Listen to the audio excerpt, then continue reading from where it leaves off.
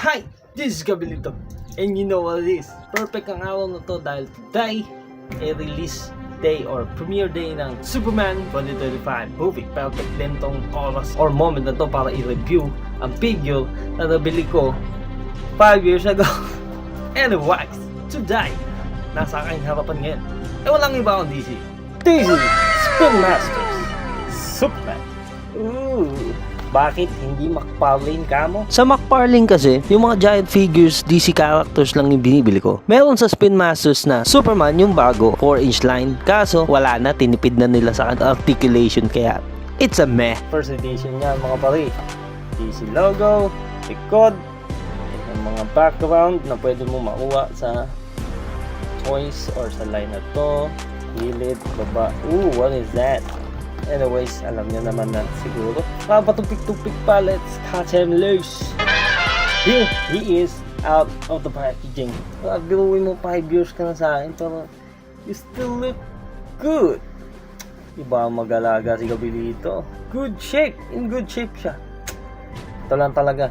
At kasi may logo pa ng Superman. Yan na nga eh. Tapos meron pa dito. Anyways, hindi ko na tatanggalin. Just like the old-fashioned Superman. Wala siyang undies. Sino ba ang Superman na hindi labas yung brute? Take a look at the details. Although inikot ko na siya kanina, talagang pinili ko na maayos to nung binibili ko siya, no? Pinipat ko yung paint job, sculpt wise, and then walang sabit sa paint job. Yeah, that's what collectors do. Otherwise, moving on sa kanyang articulation. Let's go. First up, Superman twist his head left and right, walang up and down. Okay lang din. Shoulder, siko, ganun din sa kabila. Paa, tuhod, hips, thigh cut, walang ankle, pero okay lang. Oh my god, ngayon ko lang nakita. Anyways, can I remove it? Huwag na, okay na. This is my first ever Superman. Nung nakita ko siya sa shelf sa Toy Kingdom at wow, 4-inch. It is a must buy. Accessories, let's go. Uy, very nostalgic. Yan o. Yan, bukas na yan at binalik ko lang sa box para sa araw na ito. Uy, first drawer. Yon, kanyang Kryptonian armor, kinostomize ng kuya ko. Second, a pile of kryptonite. Ko alam kung bakit rubberized pa rin yung material. That clear plastic na lang, tas kulay green. Oo niya. Anyways, third compartment, ang kanyang 3D eyes, shades. Laser blast. I think here he is with his accessories. The armor looks good.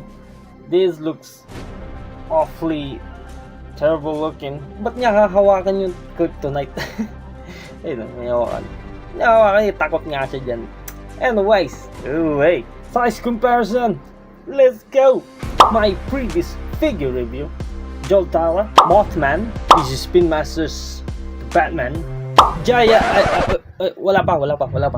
A Minecraft movie, Steve, Robot War, Sentry, and Build the Figure, Molten Man. Overall, this figure is amazing.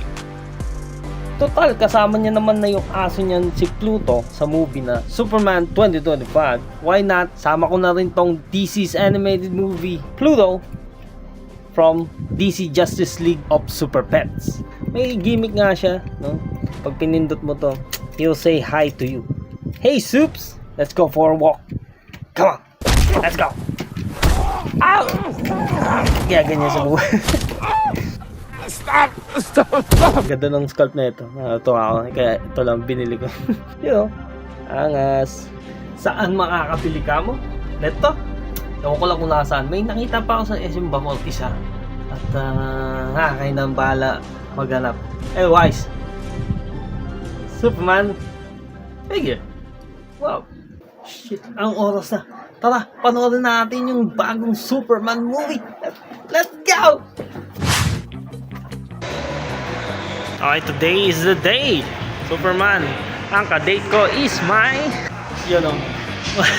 Ano? Ayun, pasama. Yun o. Pasama ko si Mama. Superman, let's go! A few inches later. So, yun o. Tapos lang namin. At, kamusta naman, Ma? Thank you. Okay naman siya sa'yo? Sa tingin mo? Gwapo. Uy! Yun o. Okay, back to the studio.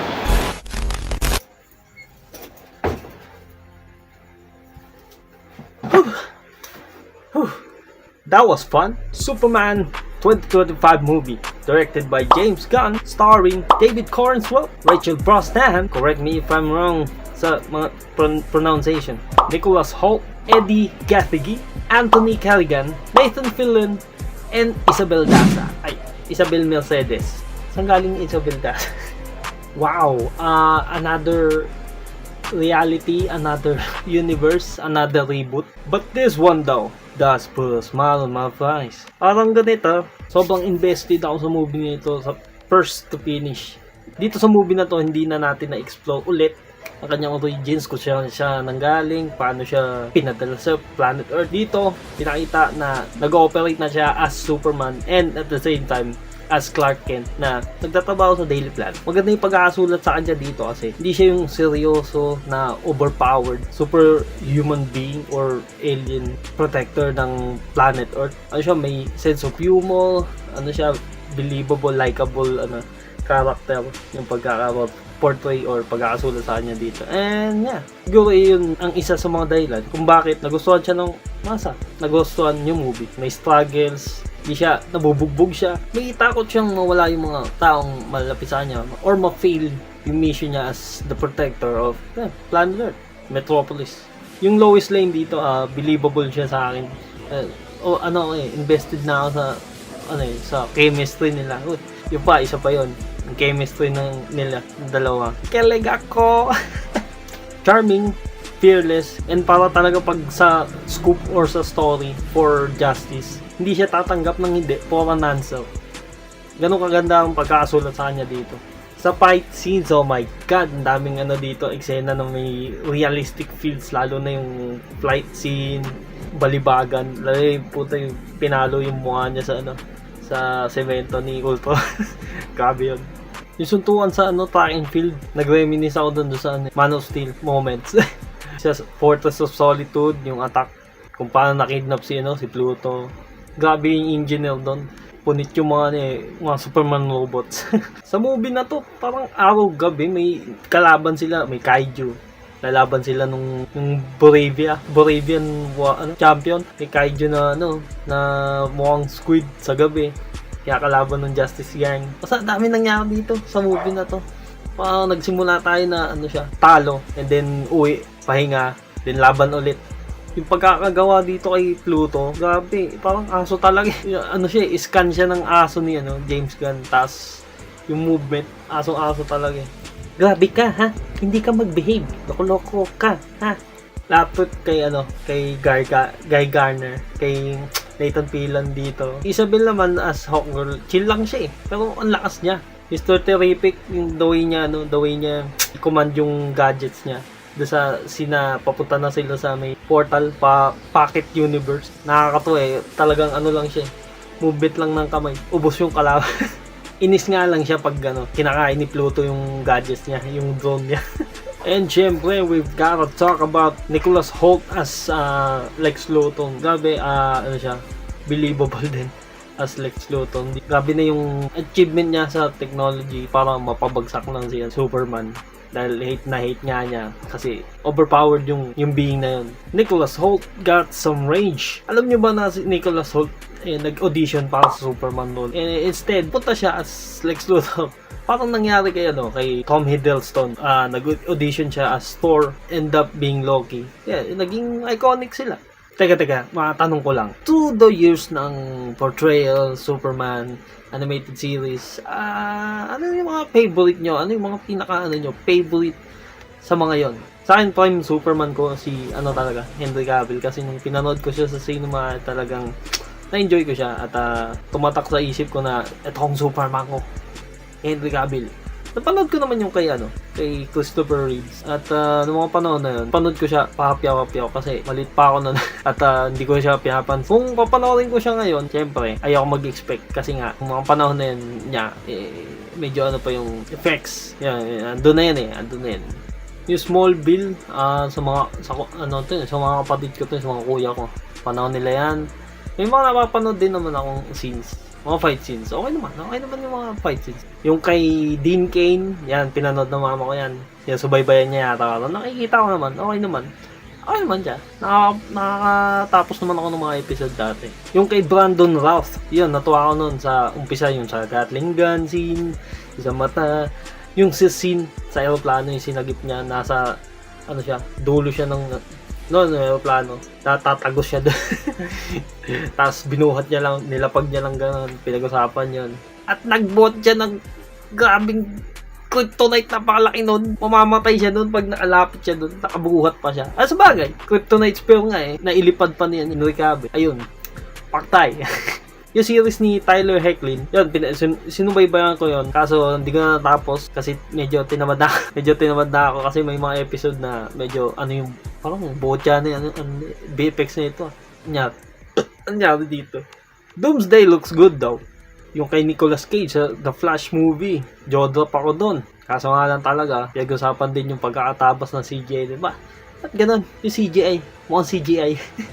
Sa animated, mga movies, yung mga DC movie, kasama Justice League, sinubaybayan ko, which is Jack Quaid, My Adventures with Superman, yan. Season 1 and 2, yun, pinanood ko yun.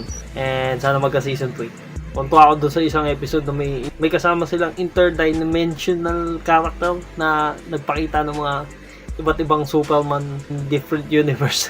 Pinapanood ko siya sa biyahe, puta, napamura ako. Wow! Sana magka-season 3. Oh yeah, and the Jimmy Olsen sa movie na to, Chick Magnet. How? Why? Bakit? Paano?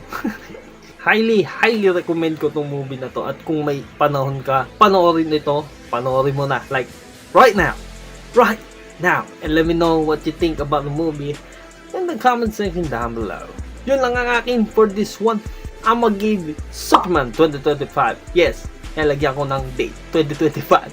Movie is solid 9. Wala na akong idadagdag doon. Masyadong na yung 10. Perfect. Flaws pa rin naman yun. Pero, all to the process, all to the whole movie experience, it's a solid 9. Kaso opportunity nga lang talaga yung kay Ultraman. Hype pa ako nun. Mga ganun pa ako. Kaso wala. Hindi pala siya yun. And that's it for this one. Thank you all for watching. Hope to see you on the next one. Like, comment, share, and subscribe for more. I'll see y'all on the next round. Big 3 July movies of 2025. One more to go. 2 down, 1 more to go. Let's go! Alam niyo na. Sige na, panoorin niyo na to. Panoorin niyo na Superman. Bye guys. Go! Panoorin niyo na. Bye-bye. Yes, I am. 'Cause I'm a punk rocker, yes, I am. Spider-Man is Spider-Man. That's whatever is Spider-Man. JD Toys, grabe ka naman. Ang tagal ng isang karakter. Andito ka pa. Sige, panoorin nyo na yung movie. Superman. Yeah, next month na to.